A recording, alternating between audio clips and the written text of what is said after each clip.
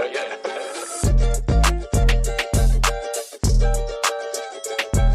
What is up, everybody? It is your girl Spizzy, and I am back with another video. Probably take her out of the shot because I'm trying to focus on her as well. I'm not one to take any shine away from anybody. From the title of this video, you can probably understand where I'm coming from, especially if you watched my last video. I kind of said that this was coming. So about a year ago, I did a video called The Struggles of Being Overweight, Vegetarian, or Vegan. It's not that I don't like the video, it's just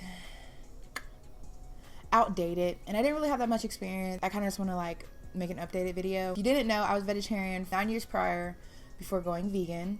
I went vegan almost 2 years ago in March or April, I can't remember. Got a little bit more experience now, and especially with having the gastric sleeve, it's been really challenging. The video was not a bad video. Let's just say that the information was valid information. If you see this is my microphone. Noticed that the audio in my videos are not the best. So I am going to start trying to use the audio from my microphone.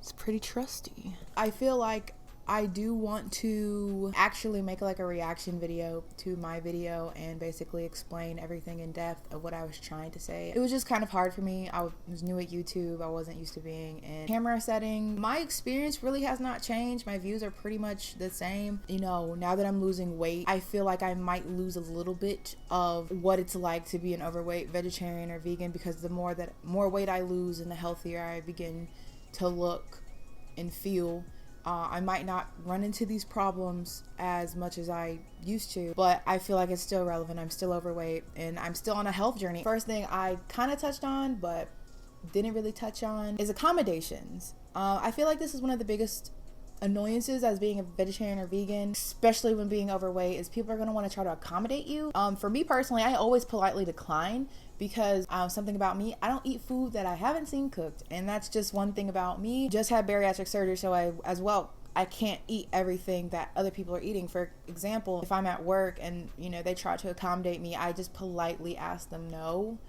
Please don't, because one, I don't want to waste food because I'm not going to eat it. I know I'm not going to eat it. And two, I've already brought my own food. I meal prep, I make my own food. Trust and believe I'm not going to starve. Accommodations can be really annoying, especially when people are making a point to accommodate you and they're trying really hard to accommodate you.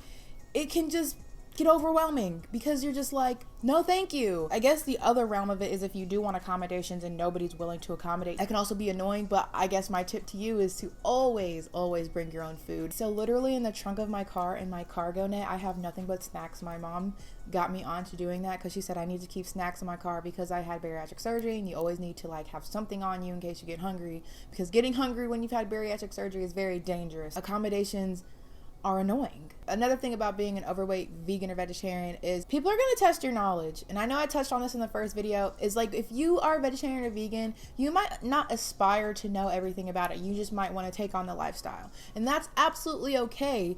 But there are people out there that are going to challenge your knowledge, or people who literally just want to know and more information. This can also be very draining because it's people want to know so much about your lifestyle, but yet they're just doing it out of their own curiosity. And sometimes it's annoying, and sometimes I don't ever want to be that person to tell somebody you should just go Google that, because that's rude, and I wouldn't want to do that to somebody. But you can imagine people hitting up in DMs, people asking you, oh, can you eat this? Can you eat that? Why don't you eat this? Why don't you eat that? On a constant basis. Or if they want a history of veganism, it's kind of just Google is free. Have a solid understanding of vegan or vegetarianism. Understand that there are people out there that are not gonna really understand why you're doing it, or they really might criticize you. I've had a lot of critics and a lot of people tell me that eating meat is a part of our diet. We should eat meat. And that's absolutely okay for them to think that. It is not your responsibility to educate them. But if you would like to educate them, just make sure you have all the facts. Nothing looks worse than somebody who's trying to be woke and not really know what they're talking about. So I would just say, be knowledgeable on what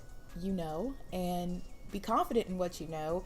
And if somebody disagrees, agree to disagree, because some people literally don't want to understand, and that's okay. Don't be afraid to stand up for yourself and tell people, this was my life choice, it's not your life choice, and just keep it scooting. This is something that I feel like somebody who is overweight as a vegetarian and vegan has been doing it for a while might forget. You forget that you're fat. You forget how people are viewing you. People are viewing you as somebody who's overweight, who is being vegan or vegetarian, and they might not understand why you're doing it or why you're still overweight, and you yourself might forget because you're basically living one of the most healthiest lifestyles that you can live. Like I said in the first video, everybody's on a different path of their health journey. You could be a vegan or vegetarian for 3 years and still not lose an ounce of weight, and that's okay because you just haven't found your footing yet. For me, for a long time, especially when I was educating people, I definitely forgot I was fat. I forgot that I was preaching to smaller people about a lifestyle that could help them become healthier, when in fact it wasn't really making me necessarily healthier because I wasn't losing weight.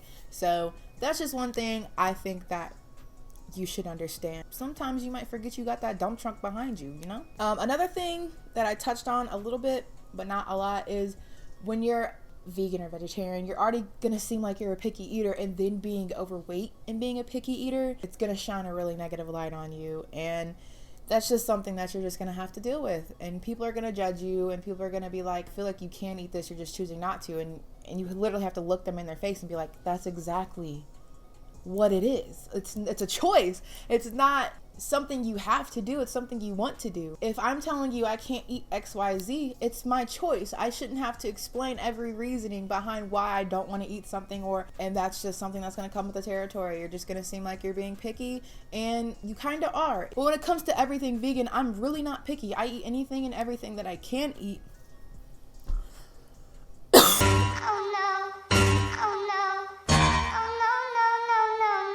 COVID, is that you? This is one thing that it's kind of controversial, especially on YouTube, and that's why I will always talk about it. I will always be a positive vegan influencer. The community will shame you. I don't know if y'all know, but the vegan community on YouTube is actually really toxic. I can't say toxic. I just want to let y'all know, and don't come for me. Toxic. If you're not their ideal mold, they're gonna shame you. You're not equal to them because you're overweight. And that's something that I haven't personally experienced, but I know for a fact when I do get bigger on YouTube that it's something that I might have to deal with. And of course I am losing weight and I'm living a healthier lifestyle.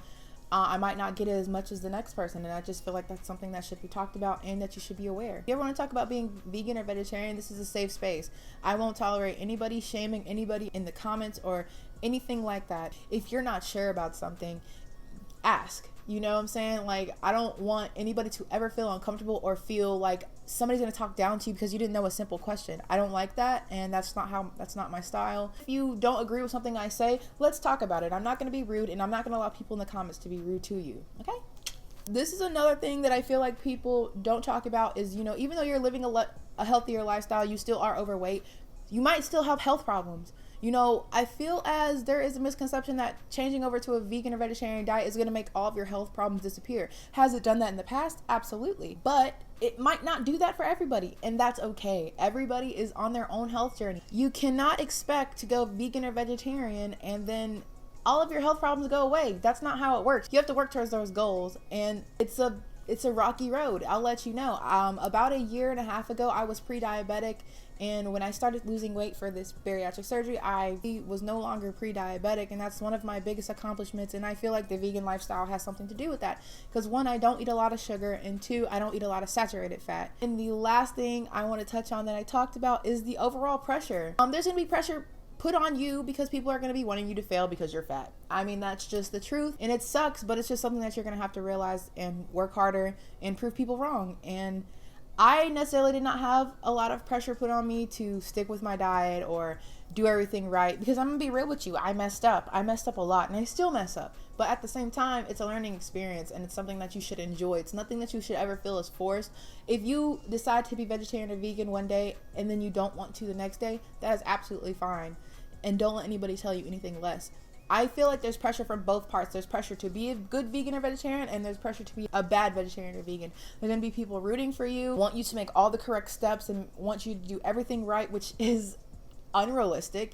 And there's going to be people who are going to want you to fail and want to laugh at your failure. You know, I'm just going to say you probably should distance yourself from the people because they're not the people that you want in your life anyways, but that's another story for a different day. I really hope I cleared up a lot of the things I was talking about. I feel as I'm going to actually do a live reaction to my video to make things a little bit more clear, because I looked back at that video like 3 or 4 times, and I just was not explaining things well. I am very grateful to people who comment on the video saying, you know, thank you for being transparent and real. That's just what I am. Life is an experience. I'd rather share mine than hide it, and that's always been my mentality. If you're going through something or you're struggling as an overweight vegetarian or vegan, all I can say is if it's something that you really want to do, you should probably just stick with it. We've reached the end of this video. I enjoy doing these videos. I enjoy doing any type of vegan or vegetarian or any type of plant-based diet videos. It's something that I'm very passionate about, and I really hope you enjoyed it. I really don't have much else to say, so peace, guys.